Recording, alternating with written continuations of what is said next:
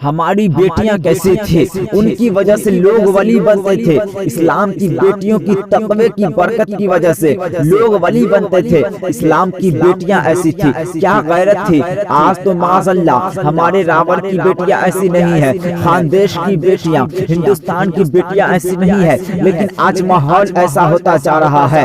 میں سب کی بات نہیں کرتا ہوں، کوئی غلط مطلب نہ لے کہ ہماری بیٹیوں کو کیا بول کے گیا، میں سب کی بات نہیں۔ آج حالات ایسے بن گئے ہیں، ہماری بیٹیاں ایسی نہیں ہیں، حالات ایسے بن رہے ہیں۔ دیکھو کیسی تھی بیٹیاں، سبحان اللہ۔ بصرہ میں ایک 16 سال کی لڑکی، کتنے سال کی؟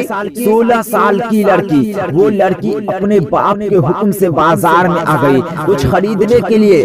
چھوٹی سی عمر ہوتی ہے 16 سال کی، بازار میں کچھ خریدنے کے لیے آئی، اور آنے کے بعد ایک خوبصورت لڑکا، اس کا نام حسن تھا، وہ بھی کسی ضرورت کے تحت بازار آیا تھا۔ اس لڑکی سے اس لڑکے کی آنکھیں چار ہو گئی، حسن نامی لڑکے کی آنکھیں چار ہو گئی۔ لڑکی نے محسوس کیا کہ یہ لڑکا مجھے دیکھ رہا ہے۔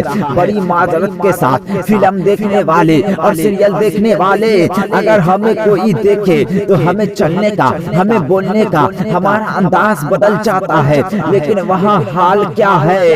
دیکھا کہ کوئی لڑکا دیکھ رہا ہے، غصے میں آ گئی، کہا اے لڑکے کیا دیکھ رہا ہے؟ اس جوان نے شاعرانہ لب و لہجے میں کہا کتنی خوبصورت ہے تو، میں تجھے دیکھ رہا ہوں۔ کہا سنبھل، کیا بات کرتا ہے؟ کہا کتنی حسین ہے تو، تیرا حسن کتنا ہے، میں تجھے دیکھ رہا ہوں، بہت خوبصورت ہے تو۔ غصے میں آ کے کہتی ہے میرے حسن میں تجھے کون سی چیز پسند آ گئی؟ اس لڑکے نے کہا تیری آنکھیں بہت خوبصورت ہیں، نرگس کے پھول جیسی تیری آنکھیں ہیں، ہرن کی آنکھوں جیسے تیری آنکھیں ہیں، چیل جیسی تیری آنکھیں ہیں۔ اتنا سنا تو غصہ عروج پر پہنچا۔ آنکھوں کے حسن کی تعریف سن کر، آنکھوں کی حسن کی تعریف سن کر کہنے لگی رک، تجھے ابھی مزہ بتاتی ہوں۔ یہ رک گئے، لڑکی گئی۔ تھوڑی دیر کے بعد ایک بوڑھی کنیز آئی، اس کے ہاتھ میں ایک تشت تھا، تشت پہ کپڑا ڈالا ہوا تھا۔ کہا اے لڑکے، ایک لڑکی جو 16 سال کی تھی، تو نے ہی اس کی آنکھوں کی حسن کی تعریف کی تھی، اس کو تو نے ہی دیکھا تھا؟ کہا ہاں۔ کہا اس لڑکی نے تجھے تحفہ بھیجا ہے۔ حسن نے سوچا کہ میری پہلی محبت کامیاب ہو گئی، لڑکی نے مجھے تحفہ بھیج دیا، لیکن جیسے ہی چادر ہٹائی تو کیا دیکھا کہ 2 کٹی ہوئی آنکھیں اس برتن میں رکھی تھی، اور ایک تحریر تھی کہ اے لڑکے، تو نے میرے آنکھوں کی حسن کی تعریف کی، جو آنکھیں لڑکوں کو میرے حسن میں، میرے فتنے میں مبتلا کر دی، مجھے ایسی آنکھیں اپنی پیشانیوں میں نہیں رکھنا۔ میں اندھی ہو کر کے تو زندہ رہ سکتی ہوں، لیکن میں بے حیا اور بے غیرت بن کر زندہ نہیں رہ سکتی۔ حسن نے دیکھا کہ میری وجہ سے ایک لڑکی کی آنکھ اندھی ہو گئی، میری وجہ سے ایک لڑکی اندھی ہو گئی، خوبصورت لڑکی، اس کے مستقبل کا کیا ہوگا، اس کے فیوچر کا کیا ہوگا، اس اندھی کے ساتھ کون شادی کرے گا؟ اس کا تو لمحہ لمحہ تاریکی میں چلا گیا۔ حسن کو بہت احساس ہوا کہ ایک لڑکی میری وجہ سے 16 سال میں اندھی ہو گئی۔ رات بھر وہ حسن نام کا شہزادہ روتا رہا، توبہ کرتا رہا، اللہ مجھے معاف کر دے، مجھے معاف کر دے، مجھے معاف کر دے، میں نے کیا دیکھ لیا، اور میں نے کیا دیکھ لیا کہ مجھے میری وجہ سے ایک لڑکی اندھی ہو گئی۔ رات بھر وہ شہزادہ حسن روتا رہا۔ صبح ہوئی تو سوچا اللہ سے تو معافی مانگ لے، لیکن میری وجہ سے جو اندھی ہو گئی ہے اس سے بھی ہمیں معافی مانگنی چاہیے۔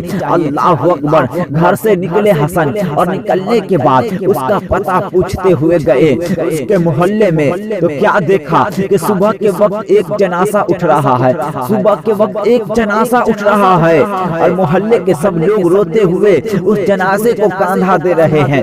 حسن نے بڑی معصومیت سے پوچھا کہ کس معزز اللہ کے برگزیدہ بندے کا جنازہ ہے کہ پورا محلہ رو رہا ہے؟